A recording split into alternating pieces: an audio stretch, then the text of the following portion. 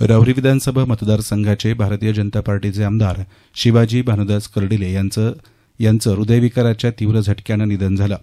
त्यांचं वय 67 वर्ष होते. त्यांच्या निधनानं नगर जिल्ह्याच्या राजकारणात एक मोठी पोकळी निर्माण झाली आहे.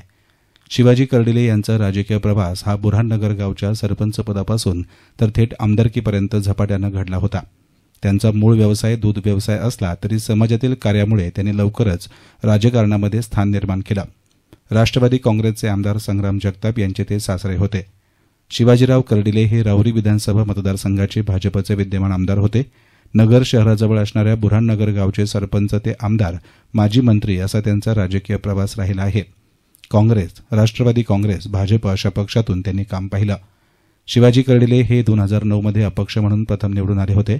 त्यानंतर त्यांनी राष्ट्रवादी काँग्रेसकडून लोकसभा निवडणूक लढवली होती. त्यात त्यांचा पराभव झाला होता.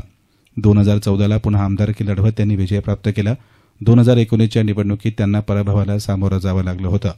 तर 2024च्या राहुरी विधानसभा मतदारसंघातून भाजपकडून त्यांनी विजय प्राप्त केलाय. सरपंच पदापासून आमदार, माजी मंत्री, जिल्हा बँकेचे अध्यक्ष आदी पदं त्यांनी लोकाभिमुख भूषवले होते.